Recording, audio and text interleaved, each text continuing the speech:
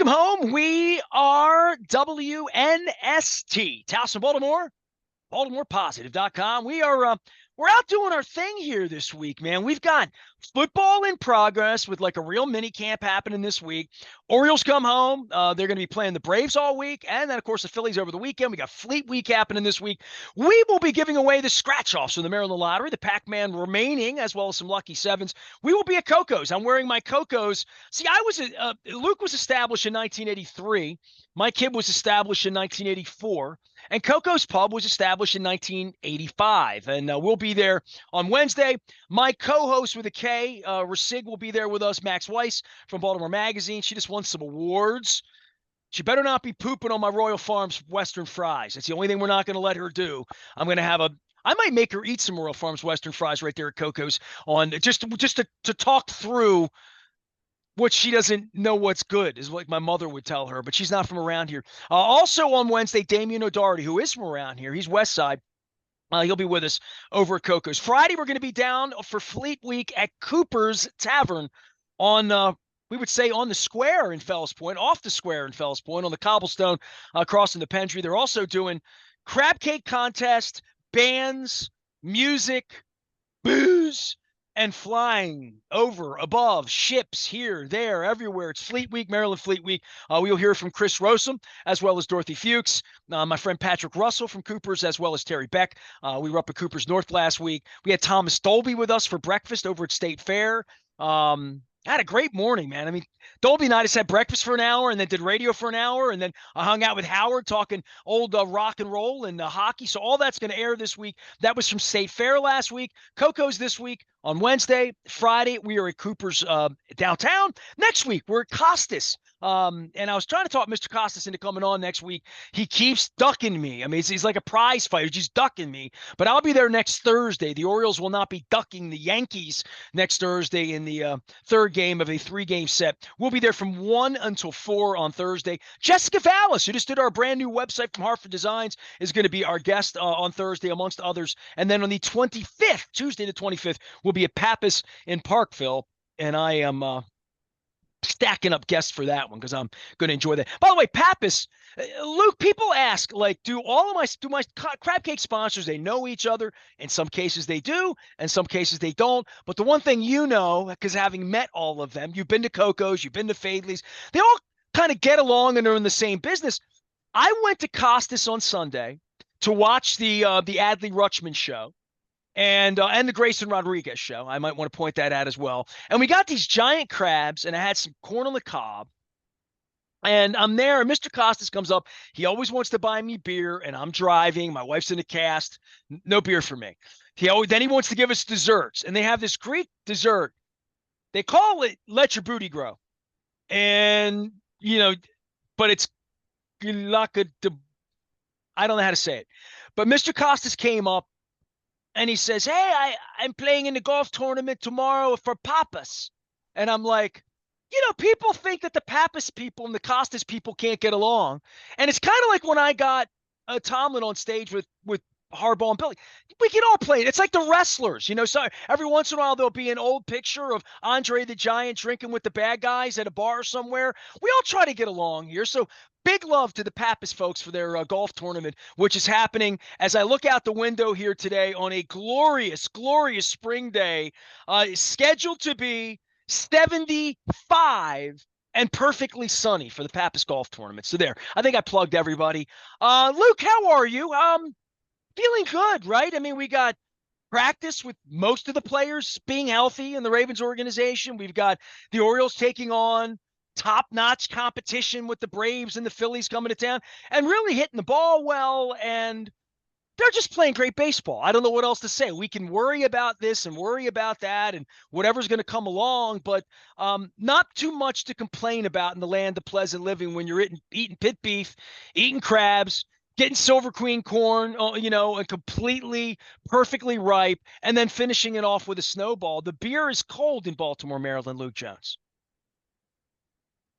No doubt about it. And Sunday finished it off with an Adley Rutschman grand slam. I mean, look, we've talked about this a lot. I mean, going back a couple weeks ago, they're swept by St. Louis.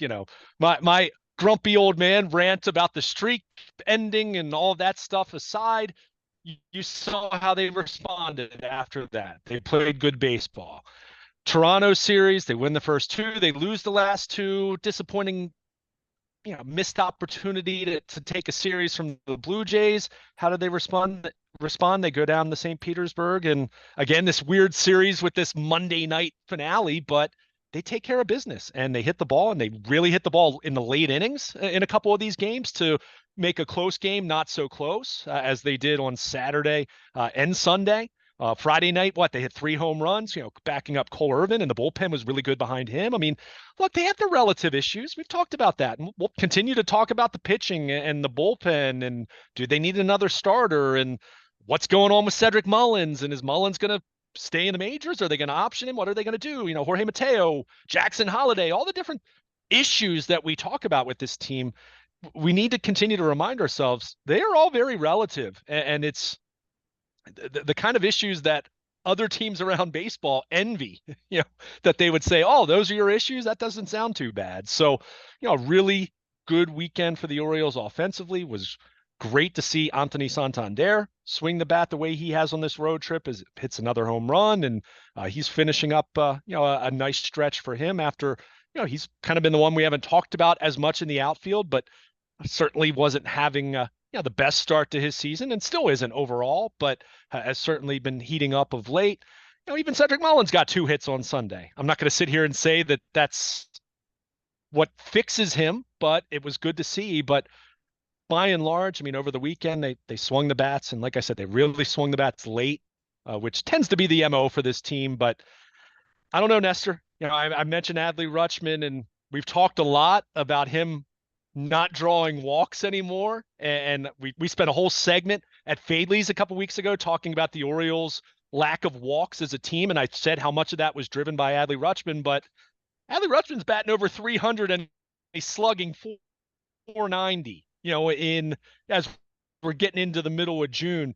He's doing something right. This isn't something where he just forgot how to walk. This is something very deliberate from a strategic standpoint, from an approach standpoint. And it's very difficult to argue with the results. And let's be clear, I'm sure Adley Rutschman will have some periods of time between now and the end of the season, or next year, or the year beyond. He'll draw walks, and he can still do that. I don't think he forgot how to do that. I think this is something that was identified with him and the hitting coaches and the analysts in the organization to say, hey, be more aggressive in these certain spots. And lo and behold, he's doing that. And it's difficult to argue with the results, especially on the heels of a 3-hit day, a 6 RBI performance capped off with a grand slam in the 8th inning on Sunday. I'm going to go old guy on you for a minute here, just through my history of watching elite players, like really good players, that the reason they're elite and they're awesome is they made it not an adjustment or 2 adjustments, or go look at Cal Ripken's batting stances over 20 years, right? You know what I mean? Like, so this is where I start to geese and I bring it in. But, a Robin Yount, a Paul Molitor, BJ Surhoff, I'll throw him in there because to give you 3 Brewers of that era that were all really special players. They moved positions. They moved batting stances. They moved places in the order. But go look at the back of their baseball cards. And in the case of Surhoff, it's probably unfair because he's not a Hall of Famer, but he's a Hall of consistency. Whatever he was, he stayed and remained and never regressed from. And I bring him up as a 1-1, and I guess I just threw him in because the other Brewers are Hall of Famers. But I think about adjustments that players can make, whether it's Machado saying, are you a shortstop, a third baseman? I don't know, but you're a ball player and we'll figure out a place to play you. Whether you're Dale Murphy, you come up a catcher, we'll make you an outfielder. Gary Carter, like any of those kinds of players. The reason you have 10, 12, 14, 16 years in the big leagues is that not only are you a growth mindset with a glove and what you can do running the bases or not. If you're Ken Singleton, if you're station to station, you realize what you are, but maybe you're a bunter, maybe you hit behind, but maybe you find some other way to stick around. But these guys that are really special, and I guess I would use Yount and Molitor, and I use Surhoff because he was a 1-1. Special guys. Once they get to this level, and this speaks to Jackson Holiday and whatever he's going to be, is you always feel like especially if you're Sig Mejdal and you think like that, or Mike Elias, and you're a Ivy League guy and you brought these guys in to do what you couldn't do because he couldn't pitch at that level. He would admit that, but he knows how to grow baseball players. They're going to make adjustments and they're going to get better. And whatever you tell a guy like Rutschman to do, he's so special to begin with that if he can take it to heart and the science of it makes sense and you get it to make sense to him, that they can go into a cage, get their feelings hurt a little bit in the winter, and maybe come back out and be something a little different, a little better. And that speaks to what they think Holiday's going to be and where they believe Gunnar Henderson's going. And I guess all of this, Luke, to bring it back to the team, is I look down on the stats and I see 6 guys at the top of the order slugging 500. It's like they have weapons. And if it's not today's day for Ryan Mountcastle, it'll be tomorrow's for Westberg. And that's what's so good about them is that, yeah, it's Rutschman's day the other day, and by the end of the week, Henderson will hit 2 or 3 more. And Santander feels like he caught a little something over the weekend, although I'd like to see the average up for a couple of these guys, just the old guy way of me, whatever that's on base percentage, walks, moving counts, but just putting the ball in play and getting hits, getting on base, seeing more of that at a 300 clip than a 200 clip. Just in a general sense. I don't like guys hitting 227 in general. I don't think that's sustainable, but it is in this lineup where everybody else is doing something else. It's a really special group of players, man. I mean, all the way through, but Rutschman, every day you want to talk about Henderson. Every day you're feeling good about Westberg. Every day we're mooing for Cowser. By the way, the moos were mooing at Costas as he rolled into third base. A lot of triples too on Sunday. This team's just incredible. It really is. It really is. And I'll continue to remind, and I look at the overall run scoring environment in Major League Baseball. Offense is way down. And what your point about the batting average is fine. Although I'm the type that I'm going to evaluate the whole picture: batting average, on base percentage, slugging percentage. And when you look at this team, I saw a stat the other day. I'm not going to bore you with going through all of it, but it broke down the teams by the number of hitters that they have. Talking about qualified hitters, enough plate appearances, obviously, with an OPS of over 750. So that's on base plus slugging percentage over 750. There's one team in Major League Baseball who has 6 guys that fit that description: the Baltimore Orioles. Now, this was as of a couple of days ago. It may have been tweaked a little bit here and there. There's one team that has 5 guys with an OPS of 750 or higher. That's the Dodgers. Yankees, Houston, San Diego have 4 guys. The rest of baseball, there are 4 teams that don't have anyone with a 750 OPS. Well, let's go back to the 2018, 19, 20, 21, 22. How many Mullins that one year, but how many of our guys, 1 or 2 in every lineup, maybe some years? Right. But yes, but the point is with that, in 2019, go look at home runs and offense around baseball. I mean, guys were hitting everywhere, except in Baltimore, except for a couple guys, Trey Mancini and a couple others that, you've since forgotten. But again, offense is so bad. I looked at the number the other day.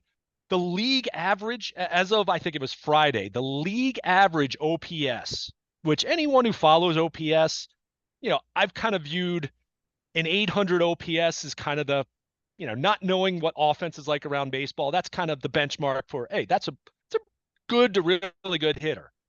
You get into 900 and 1,000, and then you're talking about Gunnar Henderson, Juan Soto, Aaron Judge kind of guys, right? But by the way, the Judge numbers this month. Oh, crazy. Yeah. Exactly. I mean, Gunner's doing what he's doing, and now Judge is separated a little bit as far as the home run lead. But the league average OPS as of a few days ago, Nestor, was 699. It's under 700. So the reason I point that out is not to bore people who aren't as statistically minded. It's to just point out that what the Orioles are doing relative to the rest of the league offensively, it makes their offense look even better. And that's my point. That doesn't mean it's perfect.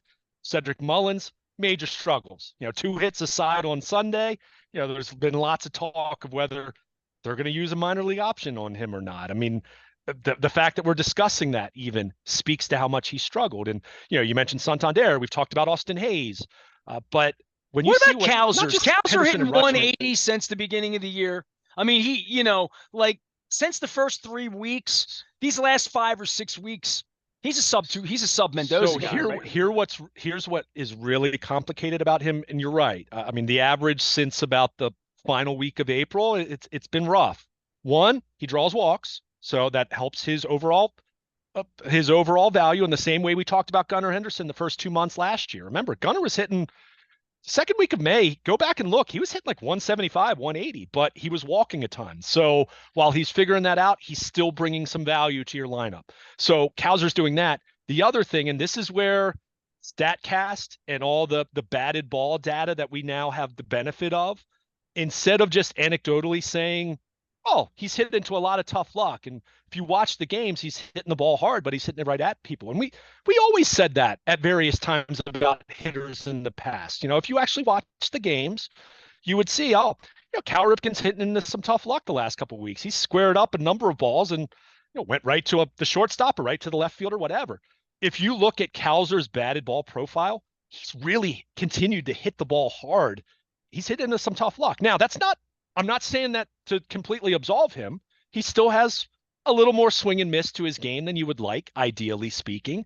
But the point is with that, I'm telling you, I'm not as worried about him when you look at his average exit velo and the number of times he's barreling up the ball and all those different things you can look at, which I'm not saying is the end all be all, but it peels back some layers and it tells you how a player's swinging the bat compared to Cedric Mullins, who's not getting results and he's not hitting the ball hard even. So, aside from a couple times, and look, I'm hoping with Mullins, I had 2 hits on Sunday.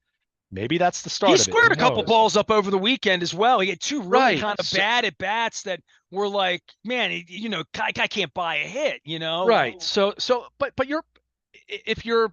look, it's one thing for fans just to look at the stat page, the stat sheet or the box score. It's one thing for media to look at that. But if you're the evaluators in the organization, if you're the coaching staff, if you're Brandon Hyde, if you're Mike Elias, and you're trying to figure this out because, hey, Jorge Mateo is going to be coming off the concussion list here shortly. What are you going to do? You're going to send Norby back down? Or, as some people have at least asked, is Cedric Mullins in jeopardy in terms of being sent to Norfolk? I don't know. I'm not going to sit here and say that he should be, but I mean, you got to perform. And it's really been a massive struggle for him for about 2 months now. He had that stretch in mid-April that looked really good. He hit that walk-off. And since then, look at the numbers. It's been really ugly. He's also a guy that could go down to Norfolk for 3 weeks and hit 384 sure. and come back up when Cowser turns an ankle in early August and perform. I mean, I'm not a guy that's over the hill or a guy that's a one-hit wonder who's only, and also a tool guy, a guy that has other skills as well. So, I think it's tough. I even tweeted out over the weekend. I'm like, it's tough to watch him struggle because people have such fondness for him. They do. No doubt about it. And again, I'll continue to use this example. Jorge Mateo at this time last year, had really started to fall off. And by August, everyone was asking, why is this guy still on the roster? And the answer at that point, one, he was out of options, so you didn't want to lose him. But the point with him was, okay, he's not hitting, but he's fast. It's a pinch running option for you late in games, and he can defend at shortstop. And if something happens to Gunnar Henderson, then that changes the equation. A year later, Mateo has performed at a much higher level, right? I mean, he has at least solidified his standing as a utility guy for them moving forward. I think that much is pretty evident with considering his skill set, which now he's added playing really good defense at second base to what he could already do. My point with talking about Mateo is exactly what you just said. You do have minor league options with Mullins. If the organization deems it valuable or useful for him to go down to Norfolk in a lower pressure environment and work some things out, if there's something very specific they want to work out with his swing, then they'll do that. I think they would do that. However, he does give you great defense in center field. He is a speed option for you off the bench. And we'll also point out, it's not as though the rest of their outfielders have played so great collectively that, Mullins has been the worst. There's no disputing that, but it's not as though they have three other guys that are playing at all-star levels in the outfield where then, okay, send them down. Now, they might decide to send them down, or they might have said, hey, Sunday, 2 hits, see how he plays, see how this goes the next couple weeks. Mateo coming back, is Connor Norby going to play all that much? Do you really need both those guys, or is that kind of a redundant scenario there? So I don't know what's going to happen. I think they were. What was interesting to me was Mullins plays 3 straight days: Friday, Saturday, Sunday. He had played Wednesday in Toronto, so he played 4 out of 5 games going into this Monday night finale. I found that in and of itself to be interesting from the standpoint of, was that perhaps them looking at this and saying, all right, we're going to give Cedric a legit chance here to try to bust out of this, with the thought being that maybe they are considering sending him down. So, and, do 2 hits on Sunday change their decision there? I don't know. Again, you look at all of it, and it's been a struggle. That's why I said his struggles compared to Cowser, having a stretch where he's been sub 200, but still hitting the ball extremely hard and still drawing walks. It's been a massive struggle for Mullins. But, how do you feel about your other options in center field? Okay, Cowser can play center field. Who's going to be the backup? You have to consider that. What about your speed off the bench? What about your defense in all 3 outfield spots? So, I'm not saying this to be, a ringing endorsement for Cedric Mullins, but you do have to weigh all these things. And again, there's also the human element here of, will it be something that he responds favorably to, or knowing him as a human being and trying to, because the end goal is to get him straightened out, right? Fans and media, we talk about guys in terms of struggles, and sometimes it's almost like it becomes, you want to punish the guy. Yeah, this is not a punitive action. This right, is you're like trying we're to in a pennant race, and 180 is not going to make it go. Yeah, and we have other bodies around here. Don't put us in a bad spot. Right. And I would think for you to say that they played him over the weekend to kind of say in or out. I thought, I don't know it that might be in at this point. Yeah, and I don't know that for sure, but it just felt a little bit different because we've seen Mullins' playing time decline the last few weeks. I think we've all seen that. Now, I will also point out, Stowers left Saturday's game with a sore wrist. It doesn't sound like it's serious, but he wasn't in the lineup Sunday. And we know Hayes got plunked at the end of the Toronto series in the ribs, and he was sore and missed a couple, hasn't played a whole lot since then. That was nasty, too. Yeah. So the point with that is, perhaps it's just circumstantial that he played as much as he did over the last 4 or 5 days, but well, then they're glad they have him when guys get hurt. And that's where you look at this. And look, another point to what you just said. Yeah, they're trying to win games. And yes, it's a performance-based business. You have to perform. We've seen that. Cedric Mullins got sent down 5 years ago, all the way down to Double-A after he had made his debut in the majors. So it's not as though they're, that they are opposed to doing this, but there's also the flip side of, how do we unlock this? How do we get him on track? Is it sending him down? Is it giving him fewer starts in the majors? And he's taken early BP, which, by the way, he's been taking early BP for weeks. This isn't a case of him not working hard. I can tell you that much. Whatever the disconnect is in terms of him not performing like he's capable of performing in the past is not through a lack of effort. I can assure you of that. But what's best for him? What is going to get him on track? Is it possible that sending him to a lower pressure environment like AAA for a few weeks to reset, clear his head, not have cameras and eyes on him every single night in the same way that you do in the major leagues? I don't know. And perhaps, as someone's listening to our conversation, maybe the Orioles make a move, or maybe they decide to stick with him and continues to be a case where he platoons and isn't playing every day, but continues to work behind the scenes with the major league hitting coaches, and maybe he busts out of it. So it's a tough proposition, because what exactly do you do? And, Buck Showalter used to always talk about this, and he wasn't the only one who had this idea, but there's always that idea with someone that is struggling and their playing time starts to diminish, where they say, well, I'd play better if you'd play me more, but what does the manager or the head coach going to say? Well, I'd play you more if you were playing better. So, how do you get that aligned? How do you get him in a position to try to get him going? And, that's what's tough. They're trying to figure it out. We're talking about a former All-Star here, a former Silver Slugger 30-30 guy. And I get it. It was 3 years ago. I'm not saying that gives him a pass. The point is, you're trying to figure out how to get him right. You're not trying to punish him or embarrass him or send him down to AAA because you're mad at him. But at the same time, you have a duty to an obligation to the rest of this team, the organization, the fan base, that you need to put your best foot forward. And Cedric Mullins knows that in the same way that Austin Hayes understood it earlier in the year when he was benched and basically lost his starting job to Colton Cowser, which he still hasn't gotten it back, even with him coming back off the IL and being better since then. So, there's a lot That of was the worst part for me with Hayes taking it on the ribs, is that like you could almost feel this hurts, but you almost feel like, damn, I just got going. You know what I mean? Yeah. Like I just, and this isn't, he knew the next week was going to be a struggle to pick up a bat because of where he got hit. I think everybody on the bench knew that at the moment, that he was out at first base and Brian Ebel comes out. I'm like, oh man, we just got going. Yeah, and in fairness, he had an at bat on Saturday and he got a hit even. So hopefully he's fine and in a position where he won't miss much time. But that was also something I wanted to at least throw out there as we're talking about Mullins and what's going to happen here. I mean, again, 2-hit day on Sunday is great to see. I mean, his triple, that came at a big time. When they were kind of looking at it was a close game at that point. So that was good to see. No doubt about it. At the same time, when you don't want to overreact to struggles, but you also don't want to overreact to it was a couple hits. Let's see what this looks like. The question would be, you don't want to look up and see him going 1 for 18 this week against the Braves and the Phillies because you gave him 5 starts. Yeah, exactly. So I mean, we're going to see how it plays out. I mean, it's they're looking, and that's where for Santander to come alive here, hit 4 home runs on the road trip, to this point. Good to see.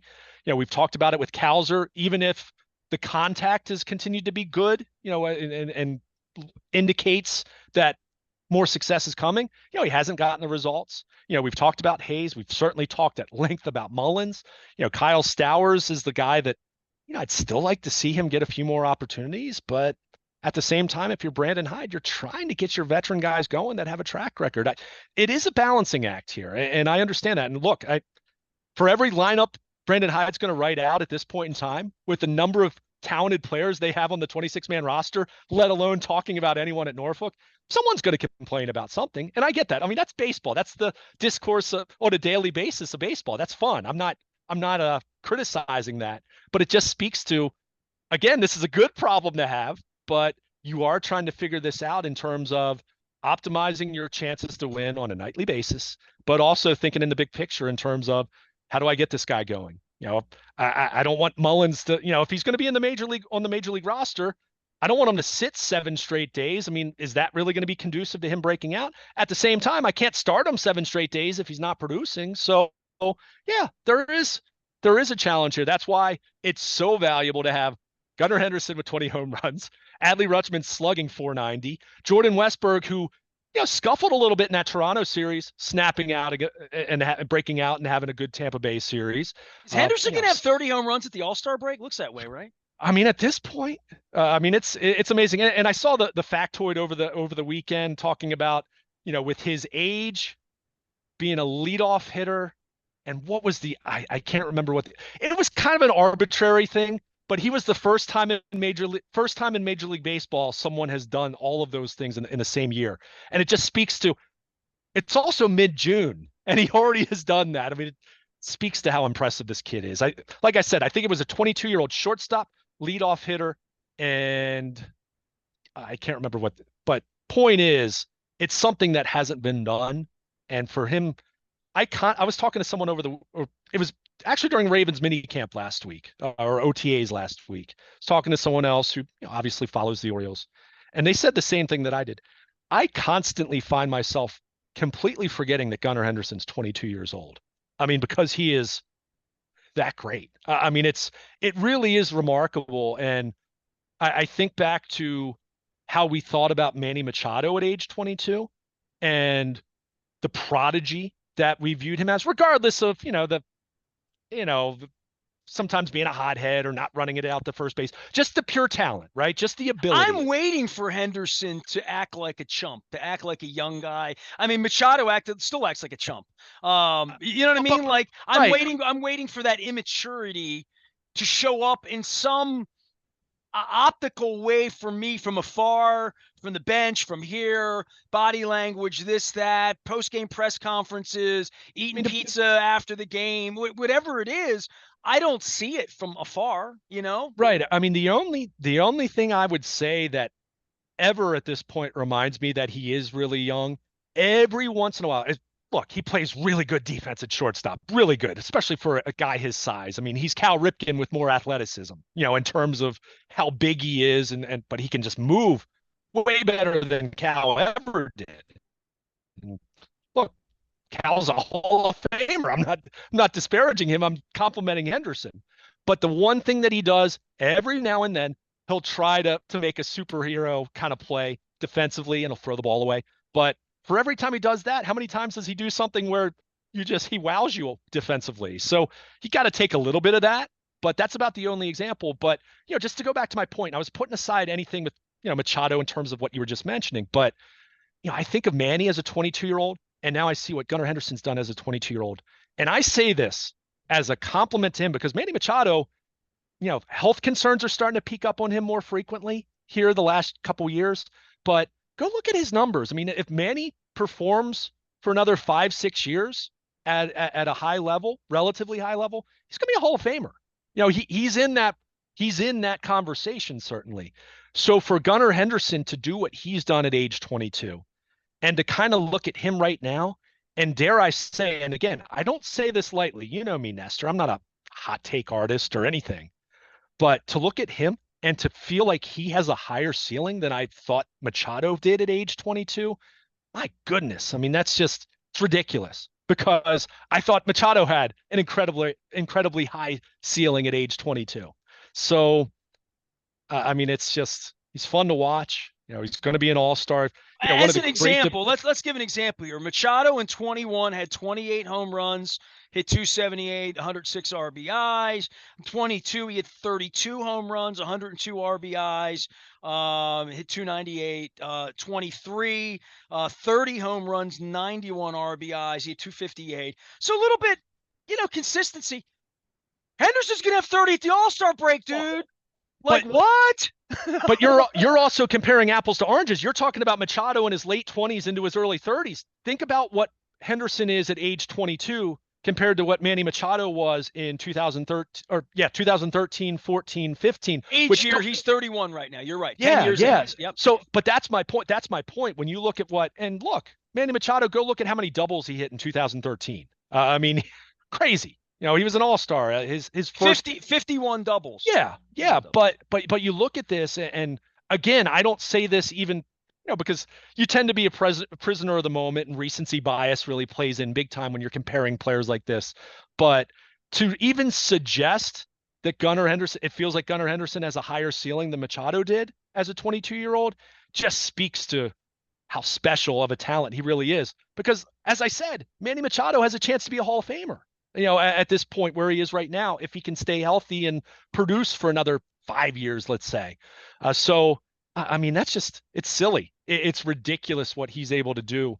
And, that's why I said, even with some of the, when you talk about Mullins or Hayes or other guys that are scuffling and, not performing to the level that they're capable, when you have Gunnar Henderson and Adley Rutschman at the top of the lineup, in the same way that the Yankees, same thing with Aaron Judge and Juan Soto, who Soto was banged up over the weekend, and their offense scuffled a little bit, until Sunday anyway. So, it just speaks to newsflash.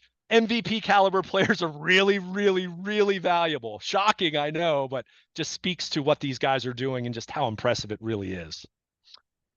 Because you're in the real media and I'm not, I'm assuming you get a vote for the MVP of the team and whatever. It's fascinating that if I had a vote, I don't, right now, if I have to vote today and you have to split a hair, where do you go? I mean, you would say Henderson, maybe. I know you're a Henderson guy.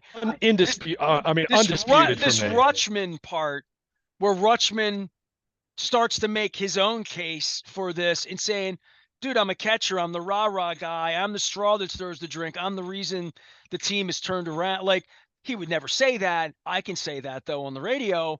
I don't know, man. Rutschman's making his own case. That even in a year where Henderson's going to hit 48 home runs or whatever, Rutschman's making his own case for his value to say, yeah, you like Tony Perez and all that, but I'm Johnny Bench, you know? Yeah, and let me be very clear. When I say it's Gunnar undisputed for me, that is not to take anything away from what Rutschman is doing. It's just that Gunnar Henderson right now, home runs, positional value, base running, like I said, defense, all of that. He's right now on track when you look at those numbers, and you could just look at the counting stats, right? But also in terms of WAR, he's got a chance to be the Cal Ripken has the two all-time WAR seasons in franchise history. Gunnar Henderson has a chance to eclipse that. I mean, he has a chance to be an 11-win player, which is just in sabermetric terms. I mean, that's insane. You know, you're talking about an all-time great kind of a season there. So that's why I say Gunnar Henderson undisputed for me. Any other season? Yeah, Adley Rutschman. And while we're talking about this conversation, Jordan Westburg is having a extremely valuable season as well. Defense at third base or second base, what he's done, his consistency at the plate, you know, he runs the base as well, even though he's not, you know, a stolen base guy. I mean, those three guys alone, without even getting into the year at the plate Ryan O'Hearn is having, which is, you know, good, albeit platoon kind of guy. Mountcastle with what he's done, and he's slugging just a hair under 500. He has a chance to be an all-star when you kind of look at the AL landscape at first base. There aren't a ton of great first basemen in the AL, which is so strange because I grew up in an era of Frank Thomas it's and, where you know, all that. it's where everybody just, you know, Palmeiro is Yeah. the 8th best, you know, first baseman in the Yeah, American yeah. League, right? I mean, the NL still has some of that with Freddie Freeman and some other, but the AL, it's like, okay, Vlad Guerrero Jr., and then you kind of look at the rest and you say, Mountcastle's got an argument to be in the All-Star game this year, you know, if he can be hot, stay hot the next 3 weeks. But the point is, all those other guys, look, they're having really, really good years. Some of them having years that are bordering on great, but what Henderson is doing and what Adley Rutschman is doing specifically, and their positions matter. For what Henderson is doing at the shortstop position for you offensively, what Adley Rutschman is doing as a catcher offensively, let alone what they do with their defense, is just, I mean, it's extraordinary value. And that's why we're talking about a team that's 20 games over 500 before what? Flag Day. So, which just speaks to, hey, you're doing something right, and you've got some really, really special talents at the top of that lineup. I begin this segment and I want to praise Adley Rutschman, and all you can do is praise everybody but him, including Gunnar Henderson. You know what? I just praised him. He's been unbelievable. And keep in mind, in fairness, I also stuck up for him in terms of, okay, he's not walking, but what is he doing instead of walking? He's hitting for a lot more power. Well, Rutschman's been amazing. It's just Gunnar to me has just been. Listen, Uncle Ruben Splash is going to have to pay one of them, or, you know, if not two. So better be at least one, right? Yeah, sure. All right. Luke Jones is here. We will be there at Coco's on Wednesday from 2 until 5. On Friday, we're going to be down at Cooper's in Fells Point. That's Cooper's Tavern, the original. I'll probably be over at Slancha bending the elbow as well. It's Fleet Week downtown. The Phillies are in town. It's all brought to you by our friends at the Maryland Lottery. We'll have Pac-Man and Lucky 7 scratch-offs to give away this week. We'll be at Costas next Thursday. Pappas the following Tuesday on the 25th. Lots of guests, lots of fun. All of it brought to you by our friends at Liberty Pure Solutions. I'm going to be telling you more about the salt and the water and the things that they do to well water and all the cool stuff that they do to make our water potable and clean and delicious. Also, our friends at Royal Farms keeping the coffee in the cold roofing mug nice and percolated here as we get through a training camp week here, a little mini camp happening here this week for Luke. We got the Braves in, we've got the Phillies in, all sorts of fun things as summer has begun. We are WNST, AM 1570, Towson, Baltimore, and we never stop talking Baltimore. Positive. And Adley Rutschman.